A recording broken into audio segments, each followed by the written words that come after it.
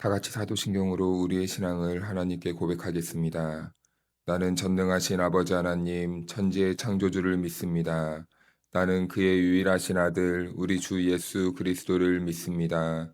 그는 성령으로 잉태되어 동정녀 마리아에게서 나시고 본디오 빌라도에게 고난을 받아 십자가에 못 박혀 죽으시고 장사된 지 사흘 만에 죽은 자 가운데서 다시 살아나셨으며 하늘에 오르시어 전능하신 아버지 하나님 우편에 앉아 계시다가 거기로부터 살아있는 자와 죽은 자를 심판하러 오십니다. 나는 성령을 믿으며 거룩한 교회와 성도의 교제와 죄를 용서받는 것과 몸의 부활과 영생을 믿습니다. 아멘. 찬송가 208장 내 주의 나라와 다 같이 찬송하겠습니다.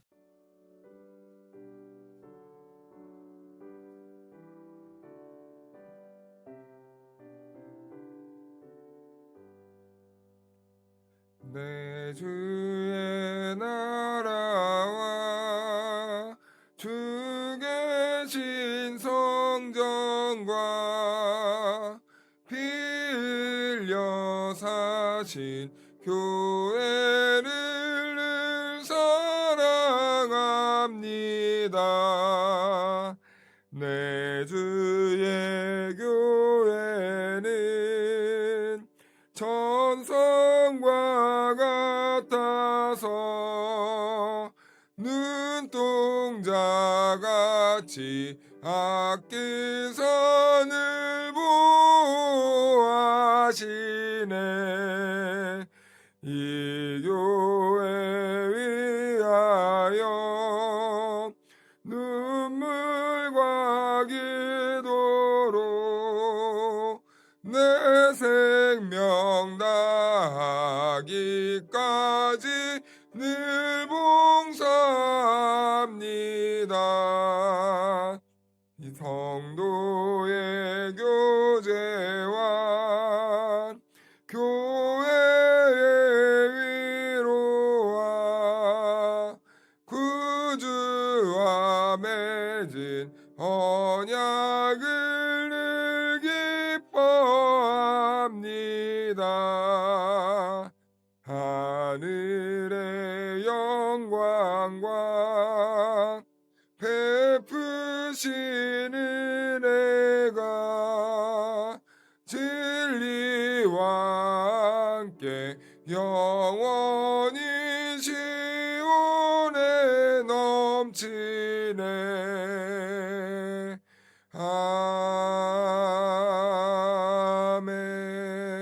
아멘.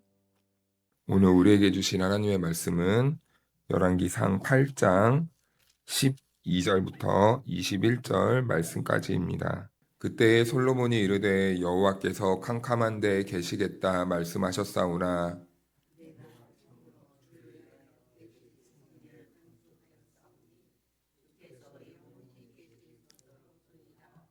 얼굴을 돌이켜 이스라엘의 온 회중을 위하여 축복하니 그때에 이스라엘의 온 회중이 서 있더라.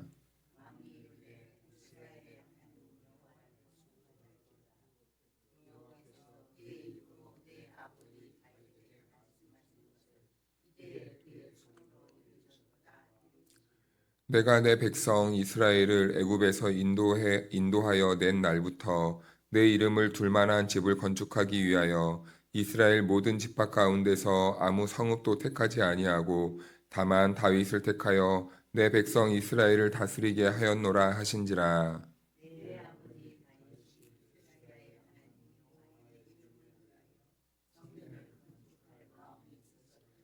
여호와께서 내 아버지 다윗에게 이르시되 네가 내 이름을 위하여 성전을 건축할 마음이 있으니 이 마음이 내게 있는 것이 좋도다.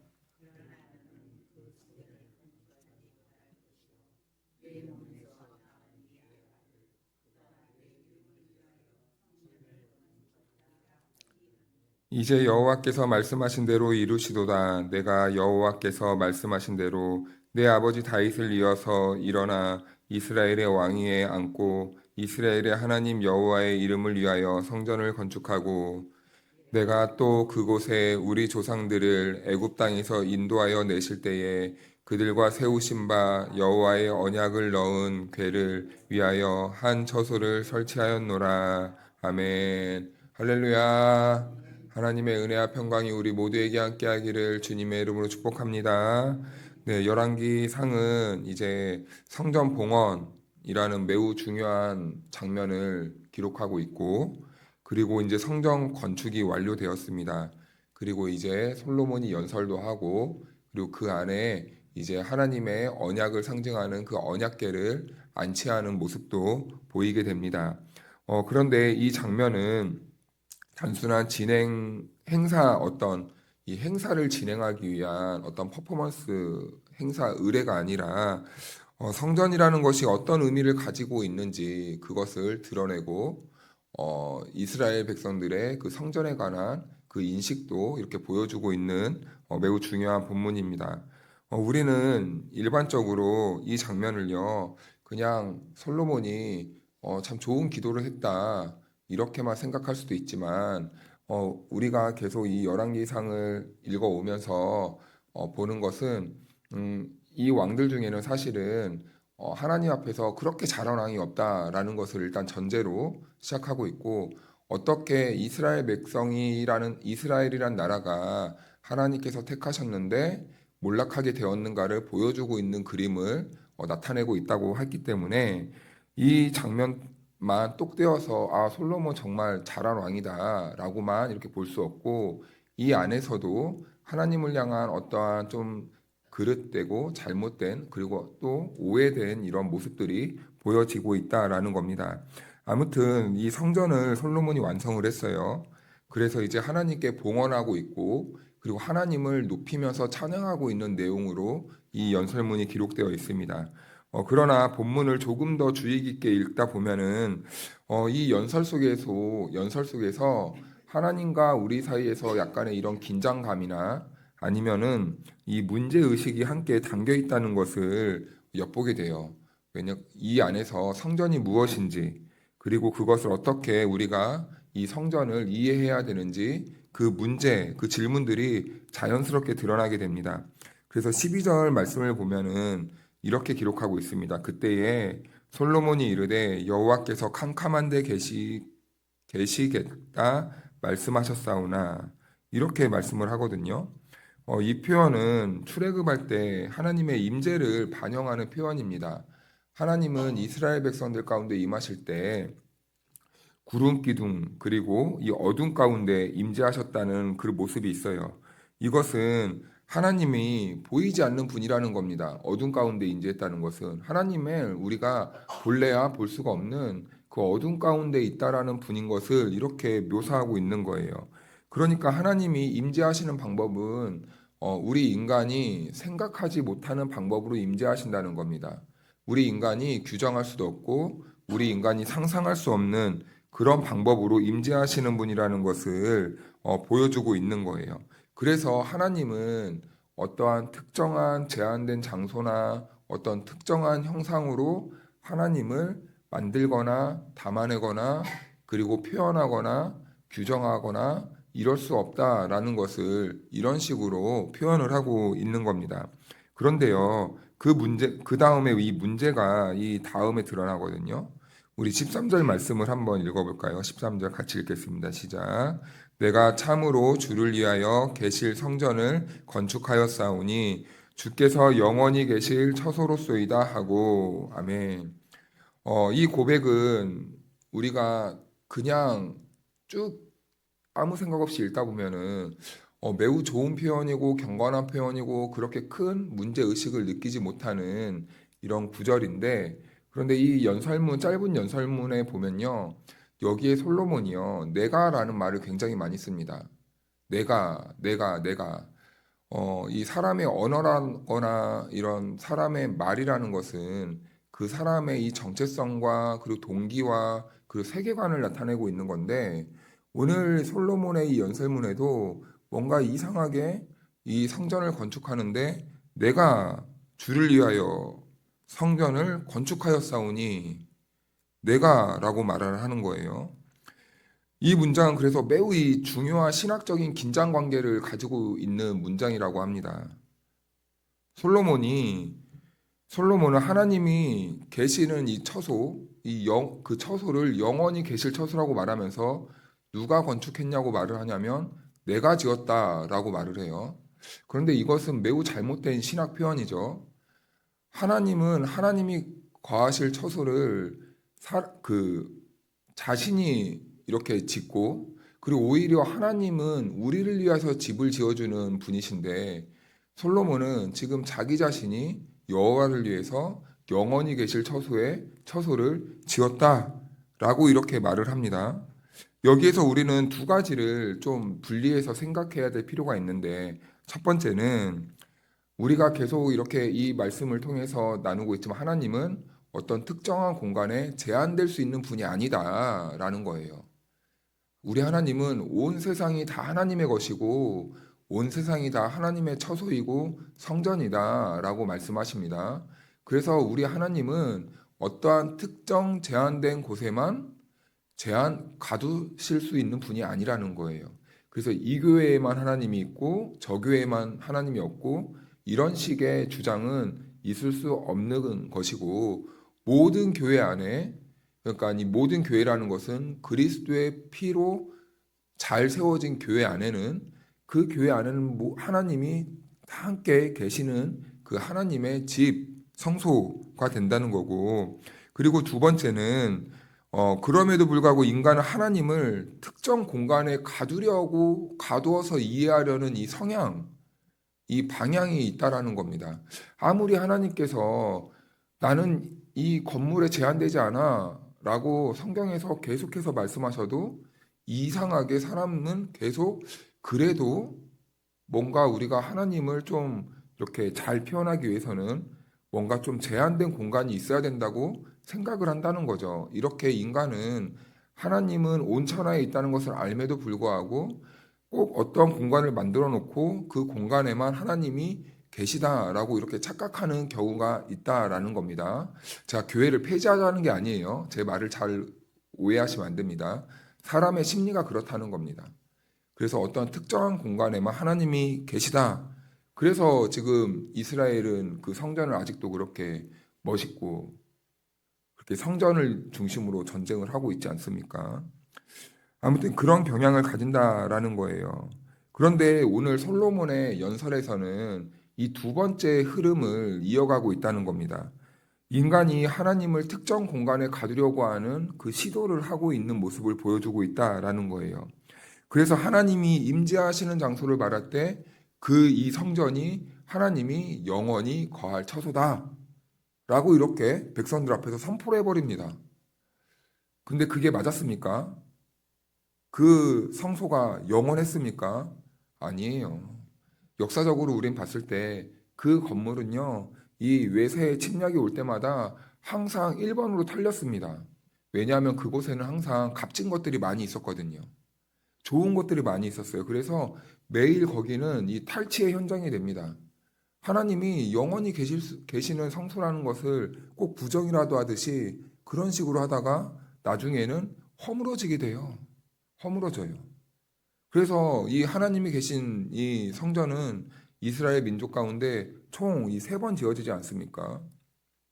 아무튼 이 영원한 처소로 규정하려는 시도를 했다는 거예요. 이것은 하나님을 향한 이 열심을 담아내는 그 의도의 표현일 수도 있겠지만, 동시에 하나님을 이곳에 지금 제한시키려는 어떠한 목적, 어떠한 위험성을 내포하고 있다라는 거예요.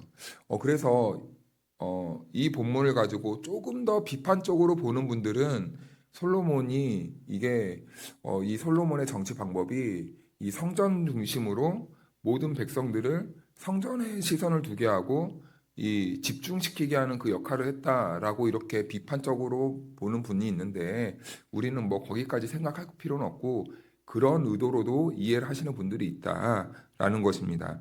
그래서 이 본문을 계속 보면 특징적인 표현이 반복되거든요. 20절 말씀을 보면요. 제가 읽어드리겠습니다. 이제 여호와께서 말씀하신 대로 이루시도다. 내가 여호와께서 말씀하신 대로 내 아버지 다윗을 이어서 일어나 이스라엘의 왕위에 앉고 이스라엘의 하나님 여호와의 이름을 위하여 성전을 건축하고. 여기에서도 눈에 띄는 것이 내가라는 표현이에요. 내가. 물론 이 말은 완전히 틀린 건 아니에요. 실제로 솔로몬이 성전을 건축하기 때문입니다.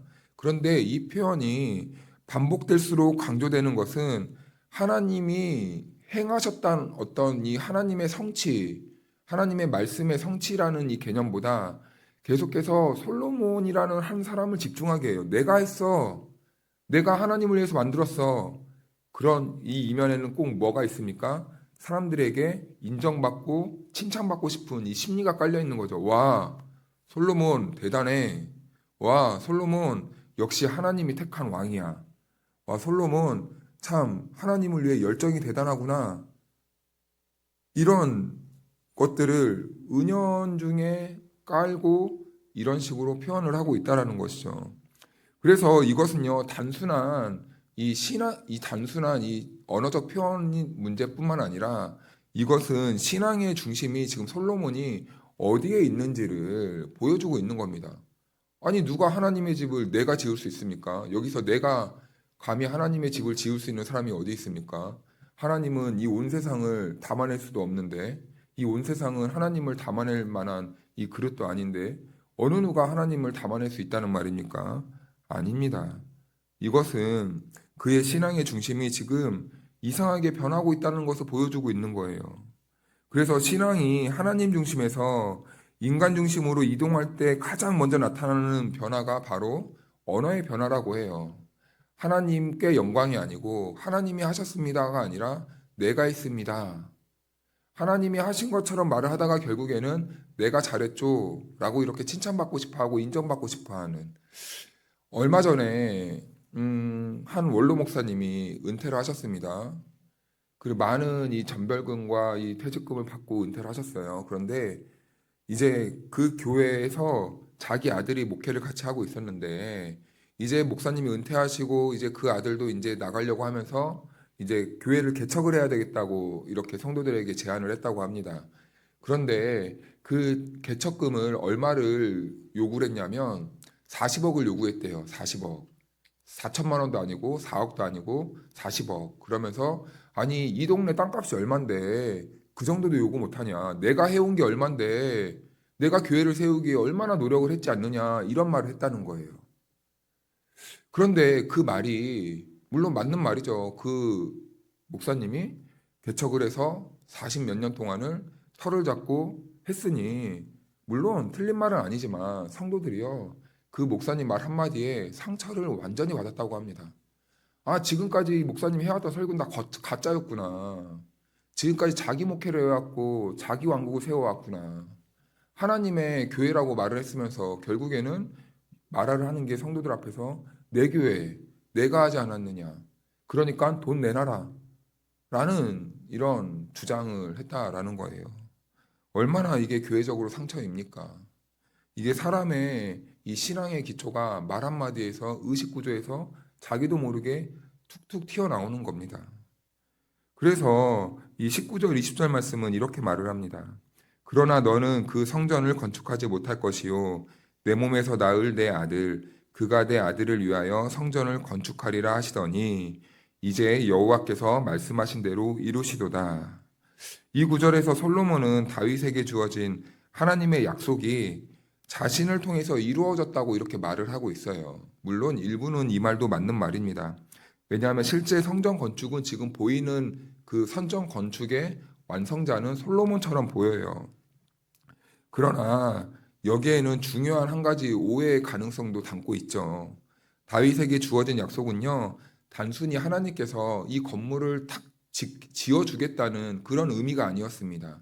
다윗의 씨로부터 완성될 그 하나님의 나라, 메시아의 왕국, 하나님의 왕국을 지어주겠다고 했지, 하나님은 그래, 내가 멋있는 성전 건축을 시켜줄게. 그래서 내가 거기서 너희들과 영원히 살아줄게. 라고 말한 적이 한 번도 없다라는 거예요. 한 번도 없습니다. 그러니까 이것은 성전을 건축하기 위한 약속이 아니었고 하나님 나라를 세우고 하나님 나라를 일으키기 위한 하나님의 언약이었는데 솔로몬은 지금 이것을 자신의 성취로 이해를 하고 있다라는 게 문제가 되는 겁니다. 이것이 바로 하나님께서 우리 인간에게 계시를 주실 때 우리 인간이 이해하는 하나님의 이 계시의 이 범위와 하나님의 계획의 차이가 여기에서 드러나고 있는 것이죠. 하나님은 우리들에게 말씀해 주시는데 우리 인간은 우리식대로 이해를 하고 해석을 해버린다는 거예요. 이것이 바로 하나님과 우리와의 다른 이 제한적인 이 차이의 모습을 보여주고 있는 모습입니다. 그래서 21절 말씀은 이렇게 말해요. 또 내가로 시작합니다. 내가 또 그곳에 우리 조상들을 애굽 땅에서 인도하여 내실 때에 그들과 세우신 바 여호와의 언약을 넣은 궤를 위하여 한 처소를 설치하였노라. 이 구절이 매우 중요한 이 균형을 제공하고 있거든요. 성전의 중심은 건물이 자체가 아니라 그 안에 담겨야 될 무엇입니까? 언약궤라는 거예요. 그런데 이 또한도 사람들은 형상화하고 우상화합니다. 그 언약궤 자체를 또 숭상하기 시작하는 거예요. 이 사람의 이러한 우상 숭배에 관한 이 마음이 끝이 없습니다. 그래서 아직까지도 또 이스라엘 사람들 중에서는 잃어버린 언약궤를 찾아야 된다라고 이렇게 말을 하는 거예요. 그런데 여러분, 이 언약궤 안에 무엇이 담겨 있습니까? 하나님의 언약, 말씀이 담겨 있는 거예요. 그러면은 그 안에 말씀이 담겨 있다는 것은 말씀이 중요하다는 겁니까? 언약궤가 중요하다는 겁니까? 말씀이 중요하다는 거예요. 형식이 아니라 어떠한 규제가 아니라 하나님의 말씀이 중심이 돼야 된다는 겁니다. 그 말씀은 무엇이었습니까? 이스라엘 백성들을 향한 하나님의 언약이고 약속이었어요. 계획이었어요. 그러니까 하나님은요, 이스라엘과 그 맺은 언약을 통해 관계를 계속 맺고 싶었다는 겁니다. 나는 너희의 하나님이 되고 너희는 내 백성이 되라. 이 관계를 계속해서 맺고 싶었다는 거예요. 그런데 인간은 쉽게 이 순서를 바꿔버립니다. 하나님의 언약보다는 형식을 계속 강조해요. 하나님의 말씀보다는 어떠한 이 규제를 계속, 제도를 계속 강조한다는 겁니다. 물론 형식도 중요하고 제도도 중요하지만 제가 말씀드리는 것은 우선순위의 변화가 일어나면 안 된다는 거예요. 하나님의 말씀이 먼저 중심이 되어야지 하나님의 말씀도 없이 그냥 껍데기만 붙잡으려고 하고 형식만 붙잡으려고 하는 이런 신앙을 경계해야 된다는 겁니다. 그래서요, 말씀을 이제 정리하면 성전은 하나님을 예배하는 중요한 장소이지만 그 자체가 하나님이 될 수 없다라는 거예요. 오해하시면 안 됩니다. 저는 무교회주의자도 아니고 성전 폐기론자도 아닙니다.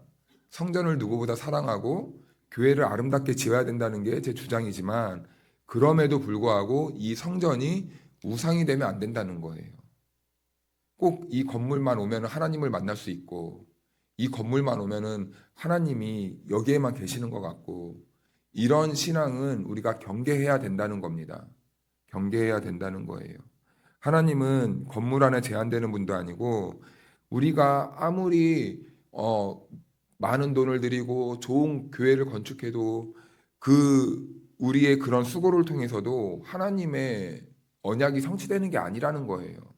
그 안에 내용이 없으면 아무 의미가 없다는 겁니다. 그 안에 내가 있어라는 사람들이 있는데 하나님의 임재가 있겠습니까? 아니에요. 솔로몬은 하나님을 향한 열심으로 성전을 건축했고 그 일을 통해서도 하나님의 약속이 이루어진다고 고백합니다. 그러나 그 고백 속에는 하나님이 이루신 일보다 인간의 성취가 앞서고 있다는 것을 이 긴장 관계 속에서 지금 슬그머니 들춰내고 있는 거예요. 이것이 바로 성전 이해에 대한 이 잘못된 그 이스라엘 백성들의 모습을 담아내고 있었다는 겁니다.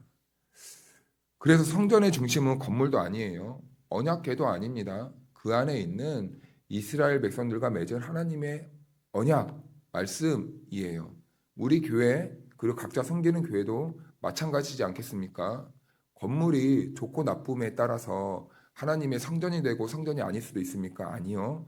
그 건물이 담고 있는 중요한 내용이 무엇인가를 보아야 되는 건데 그 내용은 바로 하나님의 말씀이 그 교회 안에서 살아 숨쉬고 있는가, 살아 움직이고 있는가. 그것이 바로 그 교회가 하나님의 임재가 있는 교회라는 것을 보여주고 있는 것이라는 겁니다. 그래서 결국엔 우리 신앙의 중심도 마찬가지예요. 우리 신앙의 중심도 하나님은요, 우리가 어떠한 존재가 되는 것이 중요한 게 아니라 우리 하나님께서는 나라는 존재 자체를 원하고 있다는 겁니다. 하나님은 내가 어떤 사람이 되어야 하나님의 자녀가 되는 게 아니라 하나님은 나를 있는 그 자체로 받아들이시고 원하시고 나와 교제하고 싶다라는 그런 분이에요. 그래서 우리 하나님은요, 우리가 잘 되는 것도 좋아하세요. 우리가 성공하고 우리가 헌금도 많이 하고 그리고 봉사 많이 하는 것도 좋아하세요. 그런데요, 그보다 더 중요한 게 있다면 무엇입니까? 나라는 거예요, 나. 그런데 우리는요, 계속 이것을 하나님이 내 이 모습을 그냥 좋아해 주실까? 라고 생각합니다. 그래서 하나님께 잘 보이기 위해 교회에서 정말 몸이 부서서나 봉사하고 나쁘다는 게 아닙니다. 그런 마음으로 잘 보이려고 봉사하고 잘 보이려고 헌금하고 이건 아니라는 거죠. 하나님은요, 우리가 잘하건 잘 못하건 그럼에도 불구하고 우리 자신을 원하시고 우리와 교제하고 싶어 하시는 분이 하나님이라는 겁니다. 이 올바른 관계가 형성될 때 우리 마음 가운데 자발적으로 잘 보여서가 아니라 두려워서가 아니라 오늘 내가 하나님을 위해서 무엇을 해드릴까? 나는 교회에서 하나님의 몸된 교회를 세우기 위해 나는 그 안에서 무엇을 더 열심히 해드릴까? 나는 하나님을 위해서 어떻게 교회를 아름답게 가꾸기 위해 내 물질과 시간을 하나님께 헌신할 수 있을까? 이런 자발적인 은혜 안에서의 우리의 마음의 동기가 일어나게 되는 것 아니겠습니까? 그러므로 사랑하는 여러분, 오늘 하루도 하나님이 우리를 부르셨는데요. 우리에게 무엇을 요구하시는 분이 아니라 하나님은 우리 각 개인 나 자신을 원하고 계시다는 겁니다. 그래서요, 오늘도 우리가 기도할 때 그 하나님을 먼저 묵상하시면서 하나님과 함께 교제하는 복 있는 기도의 시간이 되기를 축복합니다. 우리 같이 기도하겠습니다. 하나님 아버지 감사합니다.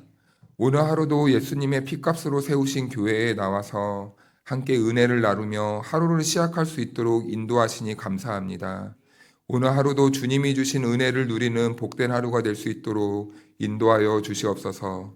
하나님, 때때로 우리는 하나님을 섬긴다고 하면서도 어느 순간 나도 모르는 사이에 하나님보다 눈에 보이는 것들을 더 의지하며 살아오지는 않았는지 돌아봅니다. 우리의 신앙이 보이는 것과 형식에 머무르지 않게 하시고 하나님과의 실제 관계 위에 다시 세워질 수 있도록 인도하여 주시옵소서. 주님 앞에서 하나님이 하셨음을 인정하며 살아가는 겸손함을 회복할 수 있도록 도와주시옵소서. 하나님, 오늘 이 자리에 함께 모여 기도하는 성도들을 위해 기도합니다. 여러 가지 삶의 문제들이 있습니다. 가정의 문제도 있고 자녀들의 문제도 있고 관계의 문제도 있고 경제적인 문제와 건강의 문제와 일터에서의 모든 문제, 그리고 연수가 더해가면서 느껴지는 미래에 대한 여러 가지 불안 속에서 우리가 붙잡아야 할 분은 오직 하나님 한 분이라는 것을 잊지 않게 하시고 오늘도 어디에 있든지 무슨 일을 하든지 어떤 상황 속에 있든지 하나님만 바라보고 의지하며 살아갈 수 있도록 도와주시옵소서. 하나님, 이 시간 우리가 기도할 때마다 우리가 하는 모든 기도의 소리가 공허의 소리가 아니라 살아계신 하나님께 올려드리는 믿음의 말, 믿음의 고백이 되게 하시고 막혀있는 일들 속에서도 길을 여시는 주님의 손길을 볼 수 있는 은혜를 허락하여 주옵소서. 기도를 통해 응답되는 은혜를 체험하게 하셔서 하나님을 더욱 높이며 살아가는 우리 모든 성도들 될 수 있도록 은총을 더하여 주시옵소서. 하나님, 오늘 하루의 모든 걸음을 주님께만 맡겨드립니다. 하나님께 모든 시선을 두게 하시고 하나님과 동행하는 복된 걸음이 되게 하여 주옵소서. 지금도 살아계셔서 우리와 함께 하시는 예수님의 이름으로 기도하옵나이다. 아멘.